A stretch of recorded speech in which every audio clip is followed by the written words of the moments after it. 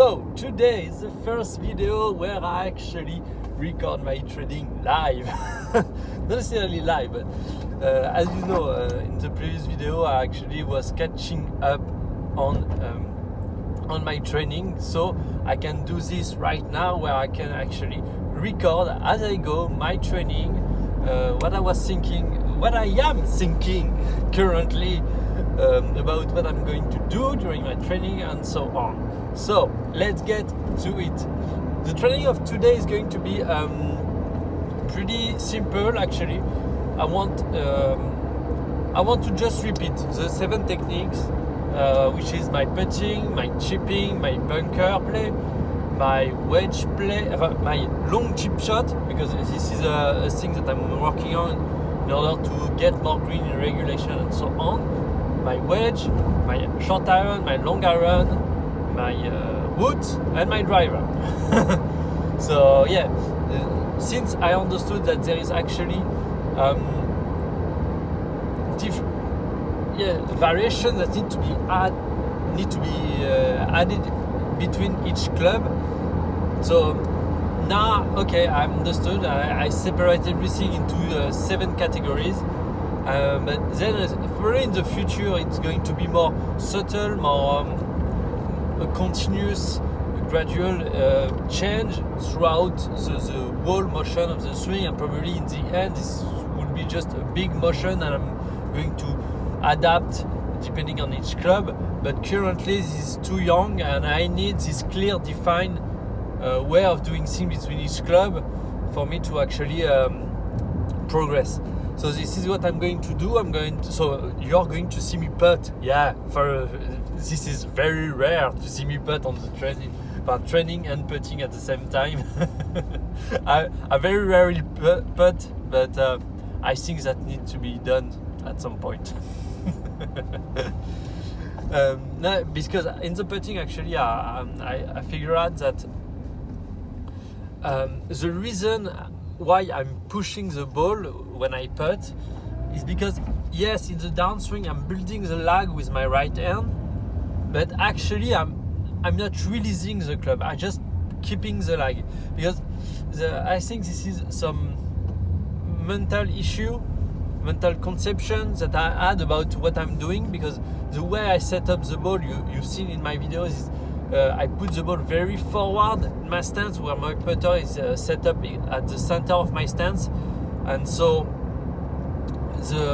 my coach was actually worried that I'm going to pull the ball a lot, and so that's just stuck in my mind, and I was just focusing on building the lag, because I know if I build the lag, the club is not going to release too early.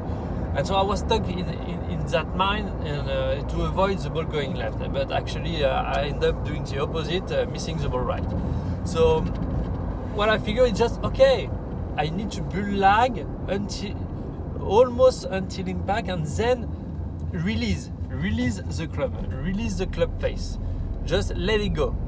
And keeping my head centered, keeping my arm. Actually, all the issue I had with the fact that I was pushing the ball and having my left elbow that was going too much outside, or my head that is going up too early. All of those things are just consequences of me actually not releasing the club through impact with my putter. So yeah, that's going to be that, and also I'm going to show you my favorite exercise that I do in my putting, and now I'm starting doing it with also my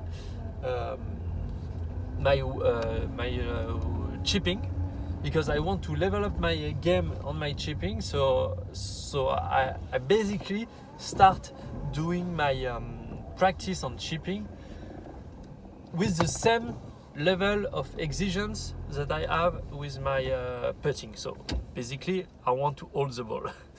This is something that my coach told me, which is I didn't know before, but I have a good short game. Actually, I was thinking that my short game wasn't that good, but actually it's good. And I think the fact that I was thinking I wasn't good, I wasn't enough. My standard was too low for me to keep progressing, to keep improving. I was just comfortable. I'm doing my thing. I still need to work on my technique, on my contact, and And what I found, I didn't record the session because I didn't have a battery on my on my GoPro. But anyway, what I find is by increasing my my standard on what I expect from my chip, actually my technique got better. And that's something very interesting because this is mind related, where you have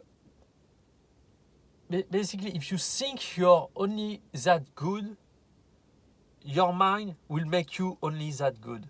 What I mean by that is you're kind of going to self-sabotage yourself. And this is what I did with me. And actually, I think I'm doing it a lot with everything I do. And so just by trying to rise slightly your standard, not go overreach, because I've done that in the past. It's just burn your confidence to the ground, but slightly outside of your comfort zone to actually reach your real level.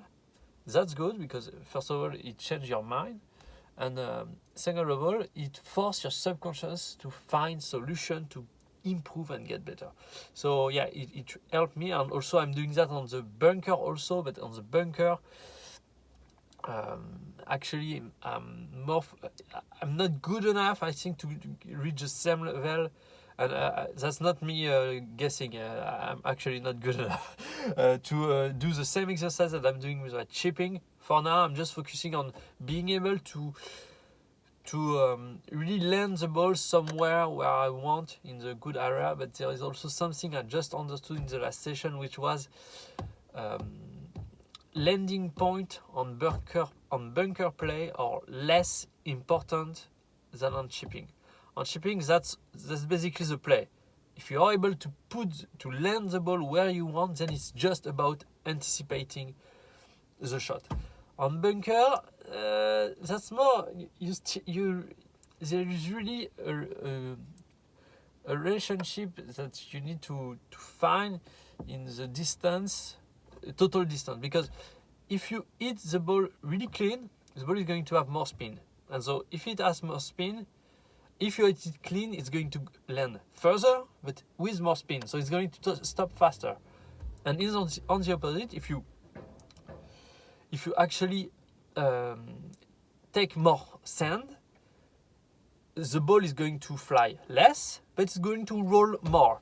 So in the end, that's kind of balance them. Both are balancing. So it's all kind of all. If you are able to be consistent with the power you are putting in the ball, in your swing, I think in the end that you can have a consistent outcome. But I'm not sure with that. I need to still figure things out. The bunker is really, I think, the weakest part of my game. Now, beside my green regulation. But this also is some psychological trick. I think I'm probably better to hit green than I think I am. And the reason why, and if you saw my video where I actually tried to make 18 birdies in a row, having a 5 try per shot.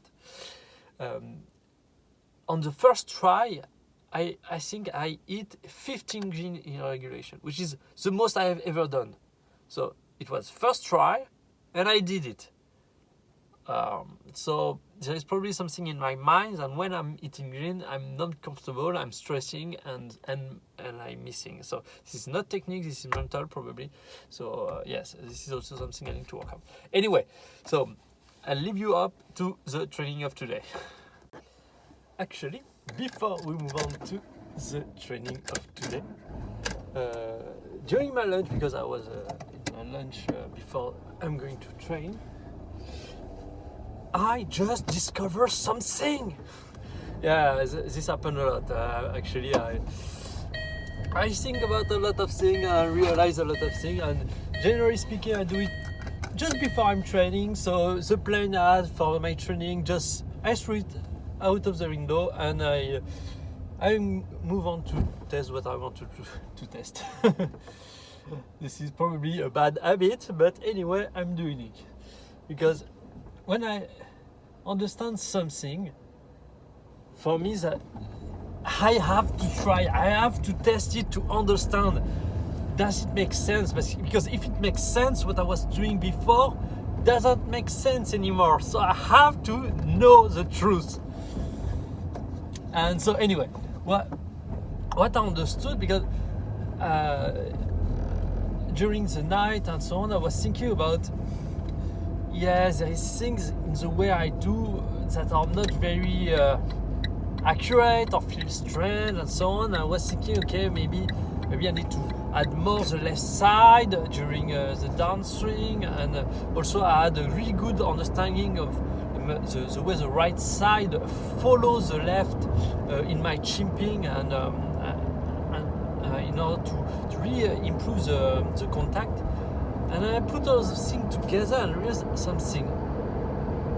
Every technique that I'm doing with my swing, the fact that I have different area of technique in order to change the swing direction and being able to have a club pass that is always as close to zero as possible. This actually put me in a position where, in the lag position just before impact, the club is kind of exactly in the same position for every club. But what I mean by that is, from this point, I can do the exact same motion with every club because the club pass is already set. It is set to be exactly the same for every club.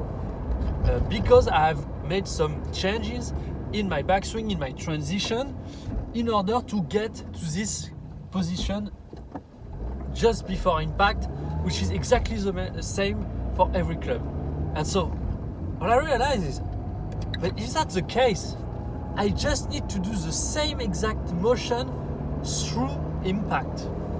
Exactly. Which is probably, I think, from the lag position to impact, pushing hard with my left leg to the ground and pulling with the left arm towards the ball, which is what I'm doing basically with my my chipping technique. I'm not pushing that hard with my left leg, but I'm clearly pulling with my left arm, and then through impact, allowing the upper body to rotate as I'm continuously pulling with my left side, and having the right side motion that I have understood with my chipping. And so I realized, oh shit, maybe this is a missing piece that I didn't actually fully taking in, which I need to implement. And because I was really having a completely different motion all the way throughout the swing for almost all the swing, but now I realize, no, there is this part which is the most important part in the golf swing, which I can actually do the same for every single club. Because, and this is the beauty, because if you are doing the same backswing and transition for every club, then you have to modify what you are doing in the impact area for every club. And this is the beauty of what I do, of what I'm trying to do, because being able to modify easily backswing transition allow me to be highly consistent at the most important part of the swing. And this is my assumption. This is what I have understood. I don't know if that's the case, so I'm going on the practice train to test that. But first of all, you are going to do putting, validate what I understood with my chipping technique with the right side, do a little bit of bunker, and then we go on the practice train. So let's go. Also, I forgot to tell you, but I've made this time step on the timeline. in a chapter. This is how they call it in YouTube, in order for you to actually know where I'm talking and where I'm not. And if you want to just to skip to the just to hear me, I don't want the blank where I'm just eating ball with a chill music. Do as you go. Enjoy the video as you like it, and yeah.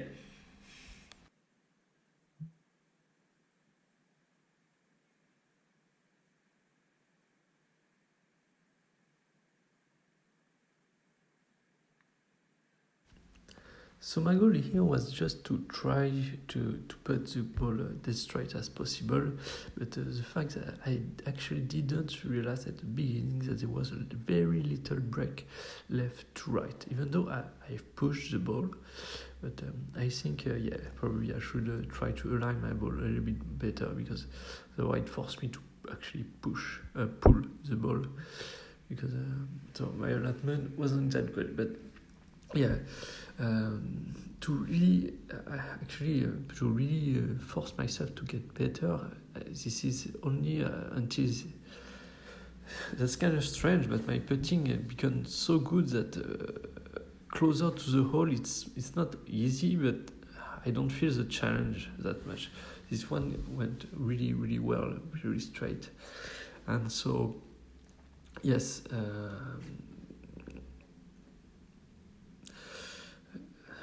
The green was, I think, not very smooth at this point, but anyway, let's move on.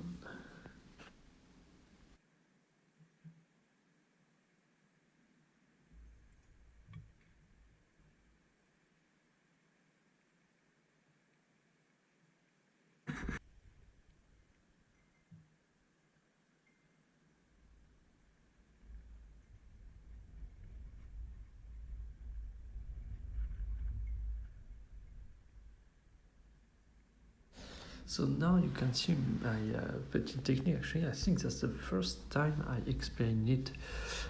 Where so my goal is to have, and I think here even my putter is too much forward, because that's the first time actually I see myself on video on my putting technique. So I put the ball as in front of my left foot as I possibly can, and I try to have my putter at the dead center of my feet. In order to have the most neutral position at the setup, and also to have to hit the ball naturally up, and without having to do any modification into what in my stroke. My goal is just to have a pendular motion, and the ball is in the way of the putter as the putter is moving up on the second part of the arc of the swing. So I move back and then move up. So for me, that's the most simple way to go about it. I never seen any pros do like that, but that's what I figure out. That worked for me, and since I've done that, my putting just improved by itself, because I think the ball position is really consistent, very, and so this helped me in terms of accuracy, I think, because I got better and better since I just fixed my technique and just stick to it. So on the short game, this is where actually I am going to show you my favorite exercise, which is basically putting the two sticks, one part in a V shape, each part from the hole, and try to hold the ball doing that. So I think a lot of people, when they see that, they think I'm fucking crazy. Why does he do that? It doesn't make any sense. It makes it easier, and so on. But there is a this is a good reason why. There is a good reason why this is my favorite exercise. There is multiple, actually. The first one is in terms of distance control. If you want to be able to hold the ball, this makes it easier, absolutely, but you need a perfect speed. And this is the amazing consequence of that. if you do a perfect chip or perfect putt, and at those distance, it may happen. You may not hold the ball, but a perfect chip and a perfect putt are always rewarded by the ball going in.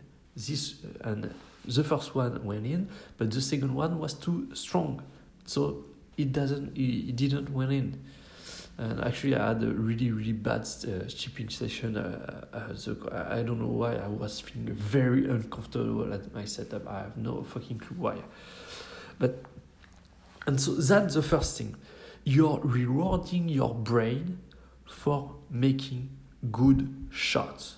And I can't stress enough how important this is, and I think that's part of why my putting is good, even though I don't practice that much currently, but I know when I really practice this exercise, there is no putt on earth I'm going to miss. This is the state of mind, and there is, and actually I can back this up, because when I do this exercise, generally I tend to hold more and more balls, and without the sticks, like dead straight into the middle of the hole, which if you practice generally, you won't do that. And the more I practice with this exercise, the more ball I actually end up making into the hole without even touching the sticks. So that's the first huge, enormous interest of this. And so the reason why I'm going to go on to the next part of why this exercise is absolutely amazing, but you want to train yourself for what you want to accomplish on the golf course. And here I'm trying to level up my chipping game, so of course I'm trying to hold it, but previously on the putting, if you want to hold putt, you need to train holding putt. 95% of the time, when you're on the putting green, you want to hold putt. This is the only thing you should do. You should not aim to the hole and putt without clear intention to holding it and having the result. And so for the short putts, that was easy.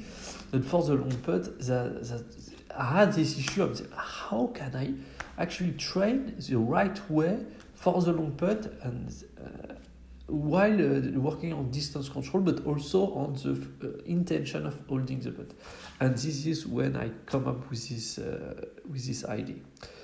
Then the second aspect of this exercise that is actually amazing is for green reading, because here it's a pretty not dead straight, there is a slight right to left break, but for when there is a little bit more, if you want the middle of the stick of the V to be where the ball is going to enter dead straight into the middle of the hole. And so it forces you to visualize, okay, with this break, the ball is going to enter the middle of the hole right there. And so you put the stick on each part of where the ball is supposed to. And then you putt and you see, oh, actually no, the ball is going to, for the ball to get in completely dead center, I need to move the stick up, I need to move the stick down, and so on. And this helps you to actually read the green better. So I don't have actually, this is the only exercise I do at all. Probably the other is the clock for shorter putts. But that's it. I have two exercises, and a primary one, because the clock I probably never do it because the short putt I'm really good at it, so I don't feel the need to train that much on it. But yeah, and this is amazing. You try it. First of all, you will see that it's not that easy that you may think. But yes.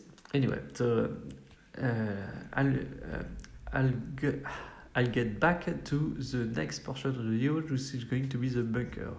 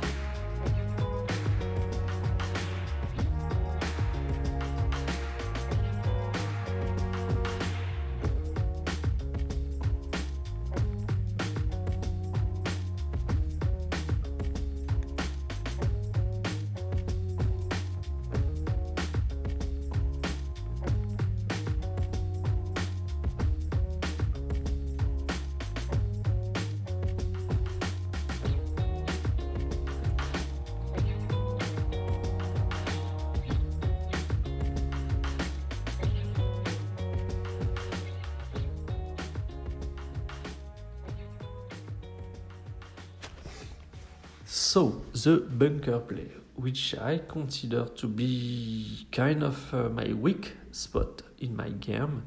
So, I really tried, first of all, I tried to just do some chip shot from the bunker. So, I basically use the same technique almost as what I do with a chip, but with a face that is slightly open.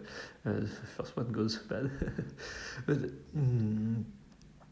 the main goal here, I want to be able to have two trajectory.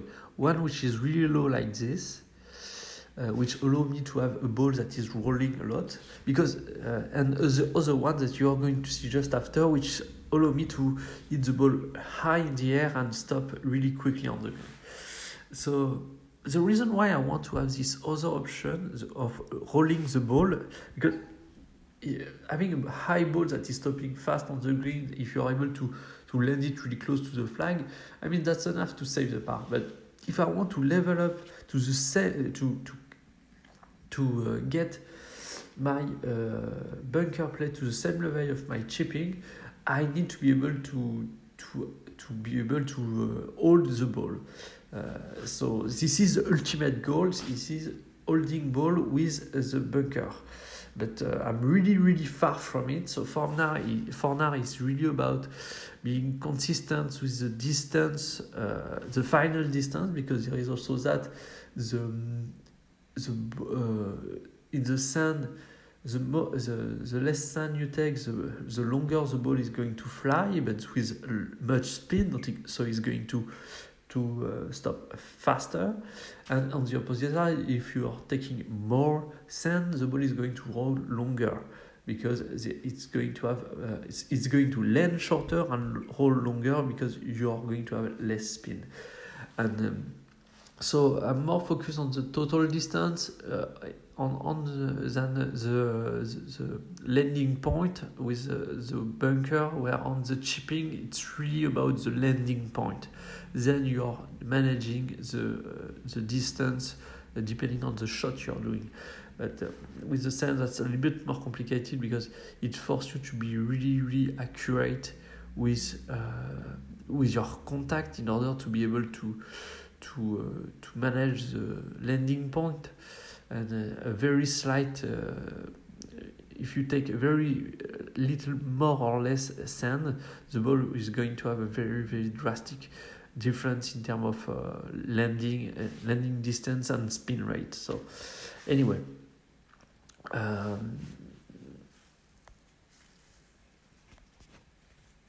yes, I'll let you then come back for the other techniques that I use for the bunker play.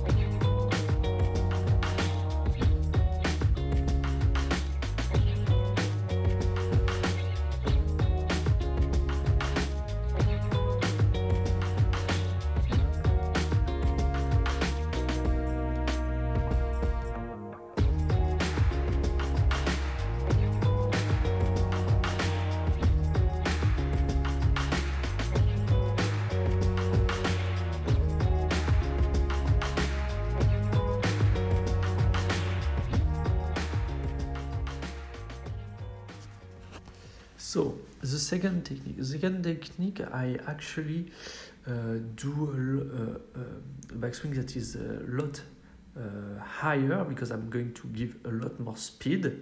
I want the ball to land very soft, so I open the face a lot. Then I try to get the club on the downswing coming a lot from the inside, in order to shallow as much as possible the bottom arc of the swing. And then I keep through impact and after impact, I try to open the face in order to have the bounce, to increase the bounce and really hit the sand with the bottom, with the opposite side of the face, in order to make the bounce work. a lot. So it's bounce off the sand. So I take very little sand, I try to bounce off of it, and have the ball that it goes very high with a decent amount of speed. So when it lands green, it stops right, almost right where it lands. At least on those greens, because of course if the green is very firm, very hard, and roll very fast, it's going to roll a little bit more. But this is a really good technique. I'm really accurate with it, I see. But the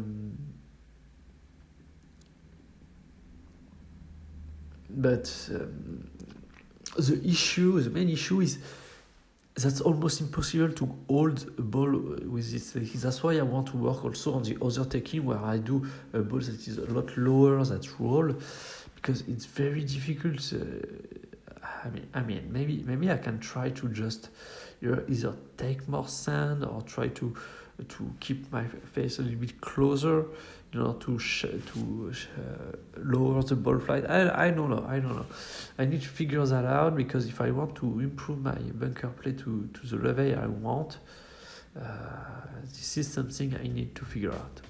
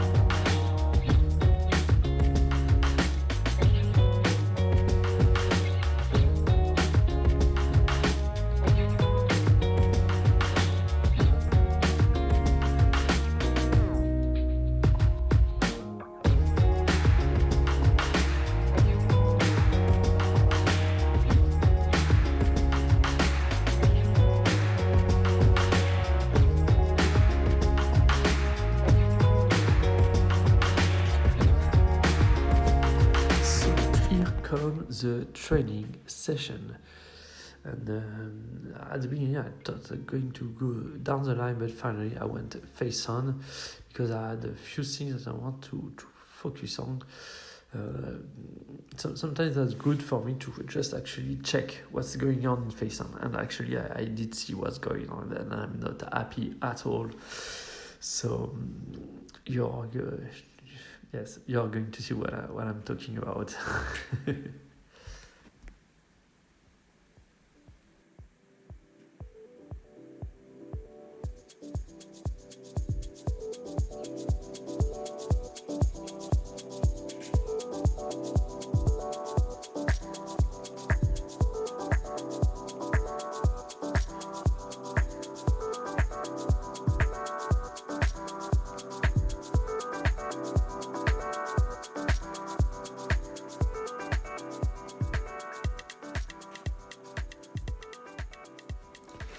So yes, I was a bit. I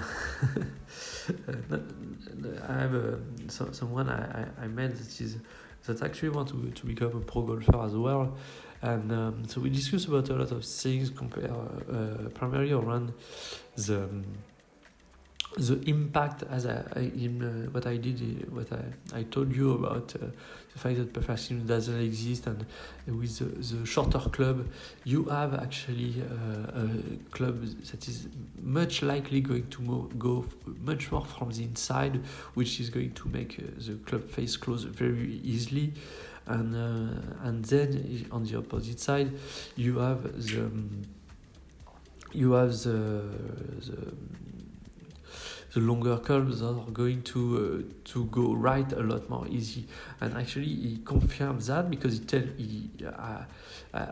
got his 7-iron, and then he's starting drawing a little bit the ball, not that much, but enough that it's not perfectly in line. And so I started talking to him about what I think and so on. And then I told him that maybe his neutral club was the 4-iron. He told me that this is exactly that. And that all of this game is struggling with the longer club, with the ball going right, and with the shorter club, the ball going left. And so it actually confirmed what I was thinking about, because this is just assumptions that I make about my game, about the golf in general, and so on. And so yeah, I just didn't I had no confirmation, and so he confirms that this is actually what is going through as well. And I was almost sure about what I was thinking, that this is something that is that every golfer has to. This is the main issue that every golfer need to figure out and find a solution to. And actually confirm that I'm not alone. He is doing the same, and what I'm thinking makes sense, because I'm able now to predict what is going on, given any golfer what they are doing. So. And I think, because this is after we talked together, that actually I thought about doing those videos. So there was a bit of delay, sorry. And I find, okay, there is 3 main static solution, and 3 main solution if you want a single ball flight, but if you don't want a single ball flight, but if you want a single swing, you can hit fade or draw. And depending on the club, this is going to cancel out, because a draw with a slight push draw with the drivers, and it's going to make less and less.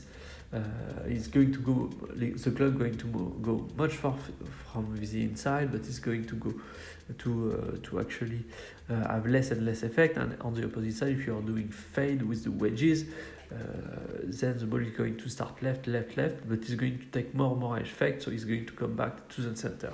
That's the idea, but I think to be extremely accurate, you actually need to have your club fitted in order to get the perfect ball flight you want to see. So this is, I think, it's a lot of work.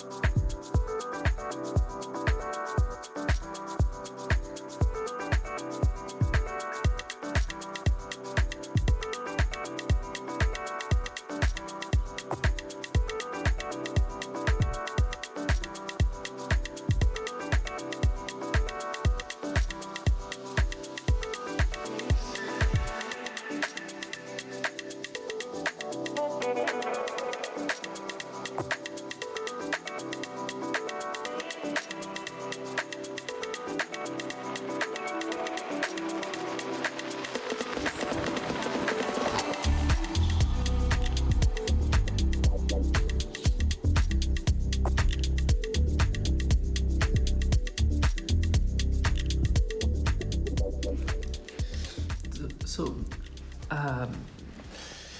actually, I'm starting now my training session with my 6-iron, because I want to work on those long chip shots that I can do wherever I want on the golf course, in order to just get the ball rolling until the green, and try to have an easy, just peaceful, zero worry, a ball that is just going towards the green and land either finish on the green or in a easy up and down situation where, okay, I don't care about making birdies, I just do my par and move on to the next hole. So yeah, I started with this technique.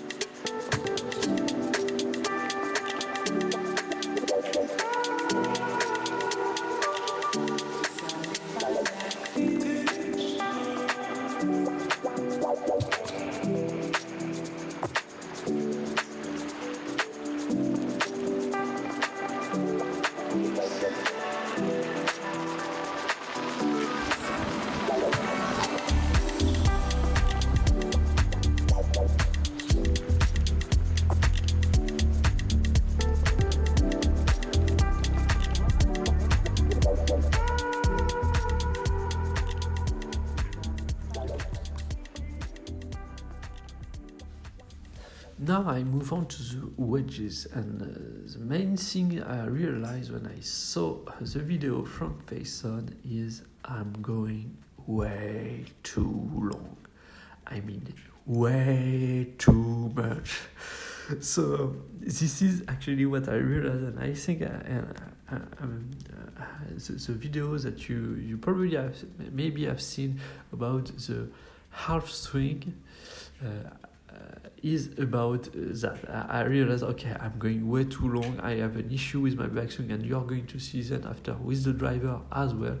So I think the issue is there is, in my mind, the full swing should be where my arm are parallel to the ground. That's over. Anything else above that is just my flexibility, and because if I stop beyond the where my arm are actually parallel to the ground, then it's I'm just then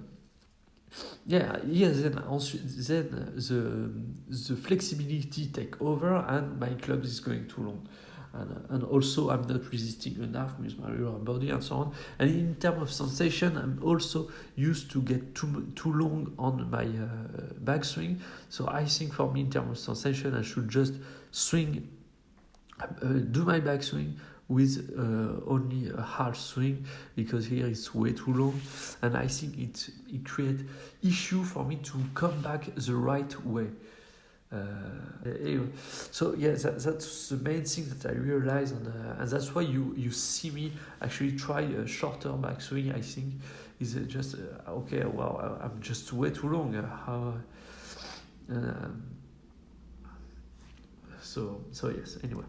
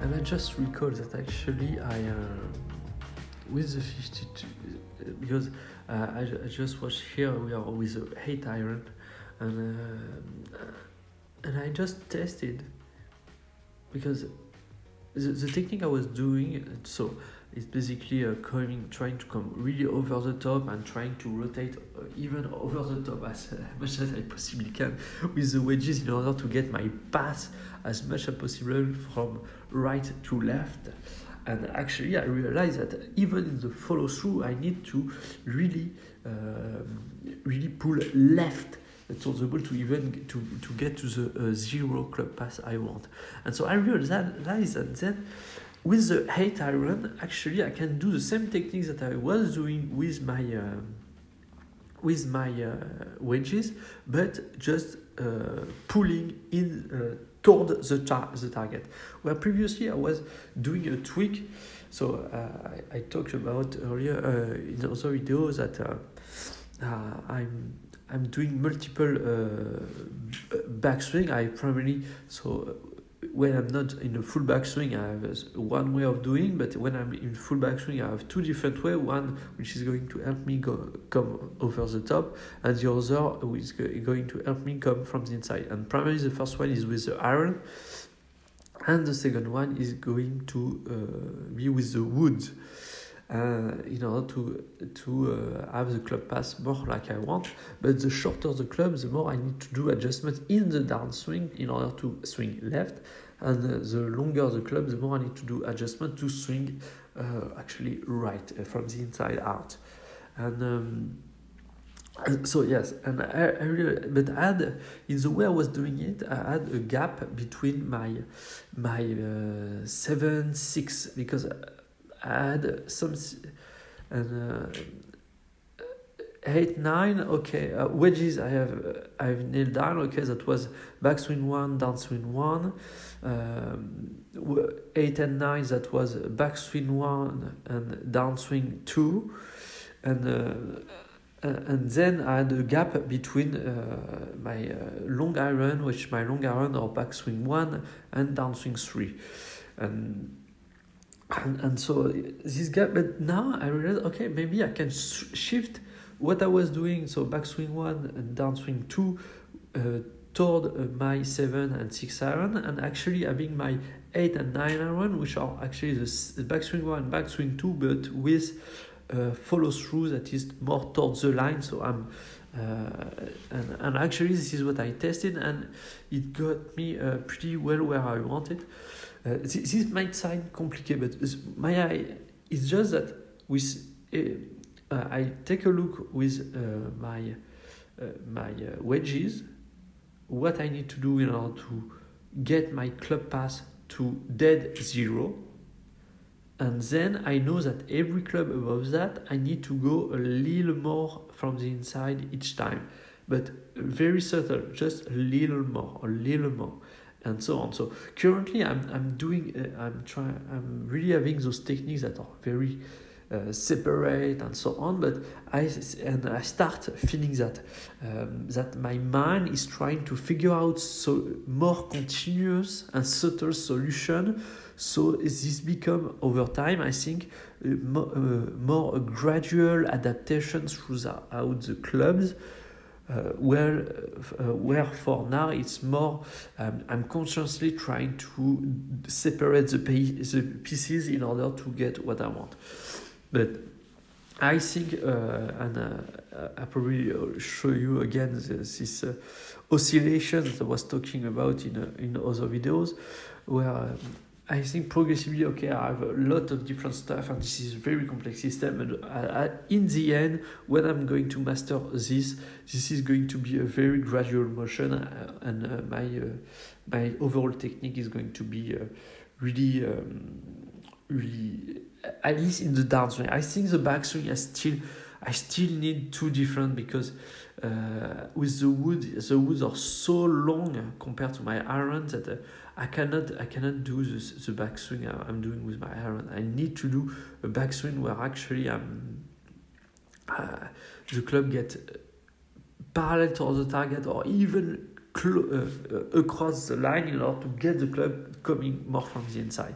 And that I think this is the very big distinction between my iron and my woods that I think is never going to go away. But the change that I'm making in my downswing may in the future be more subtle as I go, I think. Yes.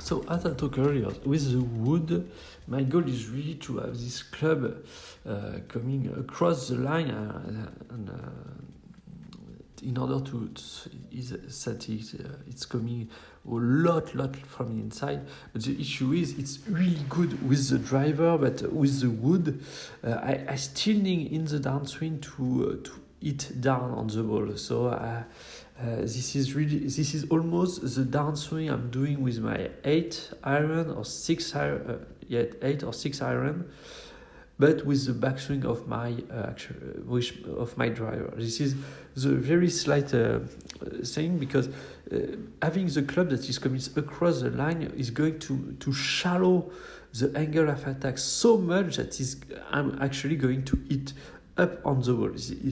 The backswing I'm doing with my driver make it extremely easy for me to hit 4 to 5 degree up on the ball.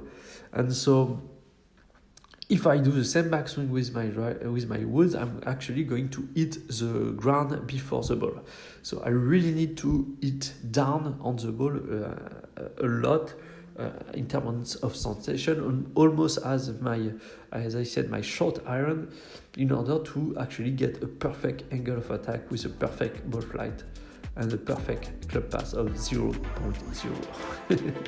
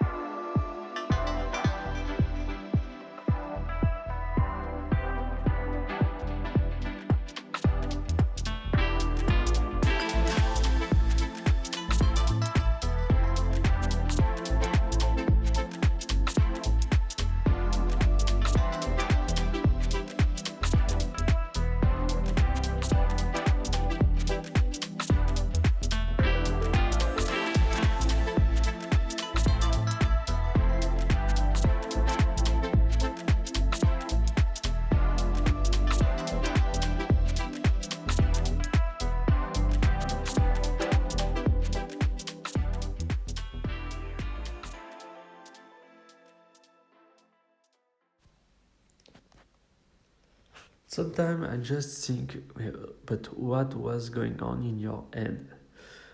Because this practice is actually very, they are very nice because they are letting teas on